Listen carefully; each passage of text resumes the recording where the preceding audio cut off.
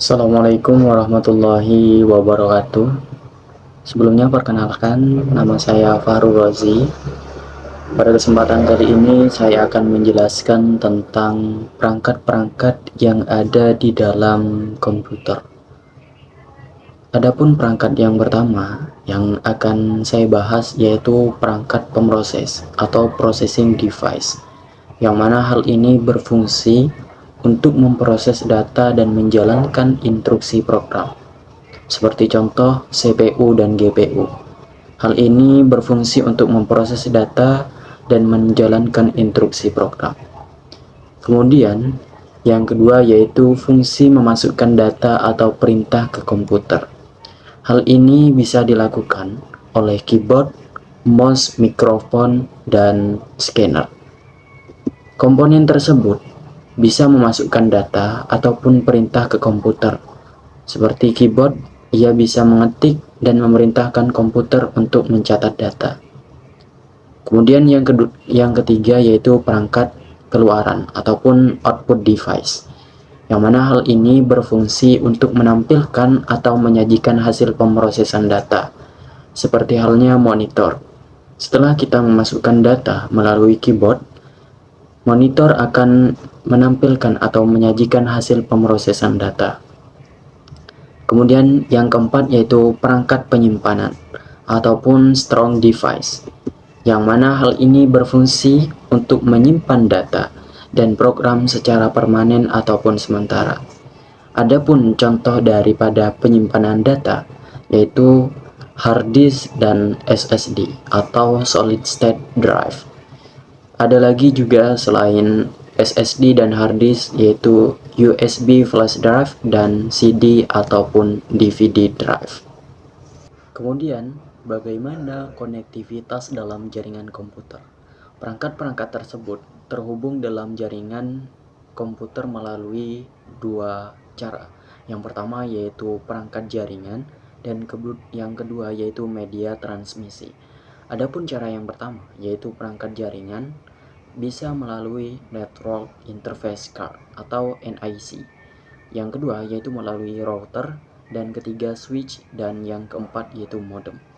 Kemudian cara yang kedua yaitu melalui media transmisi, melalui kabel seperti Ethernet ataupun fiber optik, dan kedua yaitu nirkabel. Hal ini bisa dilakukan melalui Wi-Fi atau Bluetooth untuk membagikan data dari perangkat satu ke perangkat yang lainnya. Kemudian, apa sih peran jaringan dalam komunikasi data? Adapun yang pertama, peran tersebut yaitu berfungsi untuk berbagi sumber daya, memungkinkan perangkat berbagi data, aplikasi dan perangkat keras seperti printer. Kemudian yang kedua yaitu komunikasi. Dengan perangkat jaringan dan komunikasi data, hal ini bisa memfasilitasi pertukaran informasi antar perangkat, baik lokal maupun jarak jauh. Selain itu, yang ketiga yaitu bisa mengakses data. Bisa mengakses data terpusat, memungkinkan akses ke penyimpanan data terpusat seperti server. Jaringan memungkinkan perangkat-perangkat ini berinteraksi dan bertukar data, meningkatkan efisiensi dan fungsionalitas keseluruhan sistem komputer. Selanjutnya yaitu perangkat lunak ataupun yang kita kenal dengan software. Perangkat lunak ini adalah kumpulan instruksi atau program yang memungkinkan perangkat keras seperti komputer untuk melakukan tugas-tugas tertentu. Ini adalah bagian non-fisik dari sistem komputer yang bisa mengontrol dan mengarahkan operasi perangkat keras. Ada tiga jenis utama dalam perangkat lunak. Yang pertama yaitu sistem operasi ataupun operating system. Sistem operasi ini adalah perangkat lunak yang mengelola sumber daya perangkat keras dan perangkat lunak komputer, serta menyediakan layanan umum untuk program aplikasi, seperti contoh Windows, Linux, dan Android, serta iOS. Adapun peran dan fungsi daripada contoh tersebut, yaitu mengelola memori dan proses, mengendalikan perangkat input dan output, kemudian mengelola sistem file, menyediakan antarmuka pengguna, serta menjaga keamanan sistem. Adapun Yang kedua, yaitu program aplikasi. Program aplikasi ini adalah perangkat lunak yang dirancang untuk melakukan tugas-tugas spesifik bagi pengguna, seperti contoh Microsoft Office, Microsoft Word, Excel, PowerPoint, Adobe Photoshop, Google Chrome, Spotify, WhatsApp. Contoh tersebut berfungsi untuk memungkinkan pengguna melakukan tugas-tugas tertentu, meningkatkan produktivitas, menyediakan hiburan, memfasilitasi komunikasi, dan membantu dalam analisis dan pengelolaan data. Kemudian yang ketiga, yaitu program bahasa. Program bahasa ini adalah perangkat lunak yang digunakan untuk menulis, mengedit, menguji, dan mendebak kode program dalam bahasa programan tertentu. Adapun contohnya, seperti Visual Studio Code, Scrum, MATLAB, kompiler bahasa. Adapun peran dan fungsi, yaitu menyediakan lingkungan pengembangan terintegrasi, membantu dalam penulisan kode dengan fitur seperti autocomplete, melakukan pengujian kode, dan mengkompilasi atau menginterpretasi kode menjadi bahasa mesin, dan yang terakhir yaitu memfasilitasi manajemen proyek perangkat lunak.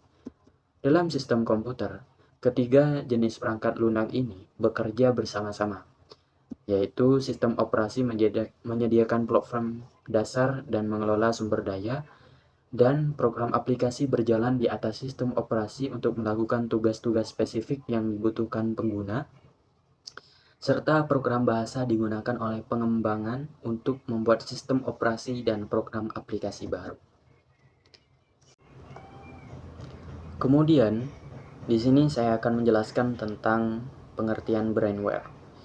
Brainware ini merujuk pada sumber daya manusia yang terlibat dalam pengembangan, pengoperasian, dan pemanfaatan teknologi informasi dan komunikasi. Ini mencakup semua orang yang bekerja dengan perangkat keras, hardware, dan perangkat lunak software dalam sistem TIC. Peranan brainware dalam TIC itu pengembangan, merancang, dan membuat perangkat keras dan lunak baru. Kemudian implementasinya yaitu menerapkan solusi TIC dalam berbagai konteks. Kemudian dari pemeliharaan, brainware ini juga berfungsi untuk menjaga dan memperbarui sistem TIC yang ada. Kemudian secara inovasi, brainware juga menciptakan solusi baru untuk masalah yang muncul. Dari segi pelatihan, mendidik pengguna lain tentang penggunaan teknologi informasi komunikasi. Kemudian dari segi keamanan, melindungi sistem dan data dari ancaman. Tantangan utama dalam mengembangkan brainware berkualitas yaitu perkembangan teknologi yang cepat. Teknologi ini berkembang dengan sangat cepat, membuat sulit bagi profesional TIC untuk tetap up to date. Kemudian kesenjangan keterampilan. Ada ketidaksesuaian antara keterampilan yang dimiliki lulusan dengan kebutuhan industri saat ini. Kemudian kurangnya pendidikan praktis. Banyak program pendidikan yang terlalu fokus pada teori dan kurang memberikan pengalaman praktis. Seperti halnya di kampus. Di kampus hanya terlalu terpaku pada teori, sedangkan dalam pengalaman praktek itu sangat minim sekali. Sehingga ketika mahasiswa lulus itu pengalamannya sudah berbeda karena terlalu terfokus pada praktek. Kemudian tantangan yang keempat yaitu biaya pelatihan yang tinggi. Pelatihan dan sertifikasi dalam bidang TIC seringkali mahal, sehingga membuat para brainware yang lain itu kesusahan untuk mengatasi ataupun mendalami skill teknologi informasi dan komunikasi. Kemudian yang kelima yaitu ketidakseimbangan gender. Masih ada kesenjangan gender yang signifikan dalam industri TIC. Kemudian, solusi konkret untuk meningkatkan kualitas brainware yaitu pendidikan berkelanjutan. Mendorong pembelajaran seumur hidup melalui program-program pendidikan lanjutan dan menyediakan platform e-learning yang mudah diakses untuk pembaruan keterampilan. Dan kemudian kemitraan industri dan akademik, membangun kerjasama antara institusi pendidikan dan perusahaan teknologi. Kemudian mengembangkan kurikulum yang relevan dengan kebutuhan industri. Dan yang ketiga yaitu program magang dan pelatihan kerja. Memperbanyak program magang untuk memberikan pengalaman praktis kepada mahasiswa. Kemudian menyelenggarakan bootcamp ataupun intensif untuk keterampilan spesifik. Kemudian selain itu kita bisa investasi dalam R&D, meningkatkan investasi dalam penelitian dan pengembangan teknologi informasi komunikasi, dan mendorong inovasi melalui hackathon dan kompetisi teknologi. Selain itu, bisa mendorong keragaman dan inklusi, mengembangkan program untuk menarik lebih banyak wanita dan kelompok minoritas ke bidang teknologi informasi komunikasi, menciptakan lingkungan kerja yang inklusif dan mendukung. Dengan menerapkan solusi-solusi ini, kita dapat meningkatkan kualitas brandware secara signifikan yang pada gilirannya akan mendukung perkembangan teknologi informasi komunikasi secara lebih efektif. Selanjutnya, saya akan menjelaskan tentang internet, cara kerjanya, serta pengaruh positif dan negatifnya dalam berbagai aspek kehidupan. Pengertian internet ini adalah jaringan komputer global yang menghubungkan miliaran perangkat di seluruh dunia, memungkinkan pertukaran informasi dan komunikasi antar pengguna itu sangat cepat. Kemudian, bagaimana sih cara kerja internet secara umum? Yang pertama yaitu melalui koneksi. Perangkat itu terhubung ke Internet Service Provider ataupun ISP melalui berbagai teknologi, kabel, fiber optik ataupun satelit dan lain-lain. Kemudian yang kedua yaitu protokol, menggunakan protokol TCP ataupun IP untuk komunikasi antar perangkat. Yang ketiga yaitu melalui DNS, Domain Name System, menerjemahkan nama domain menjadi alamat IP ataupun routing. Data dikirim melalui router untuk mencapai tujuan. Dan yang terakhir yaitu melalui server. Cara kerjanya yang kelima yaitu server menyimpan dan mengirimkan informasi ke perangkat pengguna. Ada apa sih dan bagaimana pengaruh internet dalam berbagi aspek kehidupan? Yang pertama yaitu pendidikan. Dampak positifnya yaitu akses ke sumber belajar online, seperti contoh kursus ataupun akademi, itu sangat mudah sekali berbagai siswa untuk mengaksesnya. Kemudian yang kedua yaitu pembelajaran jarak jauh, seperti kuliah online selama pandemi COVID-19. Kemudian yang terakhir yaitu kolaborasi global antara pelajar dan peneliti. Dampak negatifnya yaitu plagiarisme yang lebih mudah. Kemudian yang kedua yaitu ketergantungan pada informasi instan. Dan yang ketiga yaitu penurunan kemampuan fokus karena banyaknya pengguna ataupun gangguan online. Seperti contoh, perubahan perpustakaan fisik yang digantikan oleh database online dan elektronik buku. Implikasi AI dalam berbagai aspek kehidupan, seperti halnya yang pertama yaitu etika. Tantangannya, pengambilan keputusan oleh AI yang berdampak pada manusia. Contoh, mobil otonom yang harus memutuskan tindakan dalam situasi darurat. Itu dapat dilakukan oleh AI. Kemudian implikasinya perlunya pengembangan etika AI dan peraturan atau regulasi yang tepat. Kemudian dari segi pekerjaan, tantangannya yaitu otomatisasi pekerjaan yang dapat menggantikan pekerjaan manusia. Seperti contoh chatbot, customer service yang digantikan oleh AI yang dahulu dilakukan oleh call center.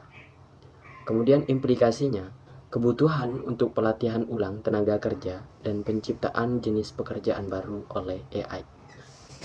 Yang ketiga yaitu privasi. Tantangan pengumpulan dan analisis data pribadi dalam skala besar. Seperti contoh rekomendasi personalisasi berdasarkan riwayat pencarian dan perilaku online. Implikasi perlunya regulasi dan lebih ketat tentang penggunaan dan pelindungan data pribadi. Prediksi perkembangan AI dalam 10 tahun ke depan, integrasi AI yang lebih luas. AI akan semakin terintegrasi dalam kehidupan sehari-hari, dari rumah pintar hingga transportasi. AI yang lebih manusiawi, perkembangan dalam natural language processing akan menghasilkan interaksi yang lebih alami dengan AI. Yang ketiga yaitu personalisasi yang lebih canggih. AI akan dapat menyesuaikan layanan dan produk dengan preferensi individual yang lebih akurat. Dengan hal-hal tersebut, AI akan berkembang lebih cepat dan menggantikan pekerjaan manusia. Contoh aplikasi AI saat ini dan potensi masa depan, seperti asisten virtual. Saat ini Siri, Alexa, Google Assistant. Masa depan itu dapat berdampak seperti asisten yang dapat memahami konteks dan emosi, memberikan dukungan yang lebih personal. Seperti kendaraan otonom, saat ini Tesla Autopilot ataupun Waymo. Di masa depan, sistem transportasi perkotaan yang sepenuhnya terintegrasi dan otonom. Perkembangan AI akan terus mengubah landscape teknologi informasi komunikasi, membawa banyak peluang sekaligus tantangan. Kita perlu mempersiapkan diri untuk adaptasi yang cepat, pengembangan keterampilan baru, dan pertimbangan etis yang matang dalam pengembangan dan penerapan teknologi AI. Regulasi yang tepat dan dialog antara pengembang, pengguna, dan pembuat kebijakan akan sangat penting untuk memastikan bahwa manfaat AI dapat dirasakan secara luas sambil meminimalkan resikonya. Sekian dan terima kasih atas perhatian Anda.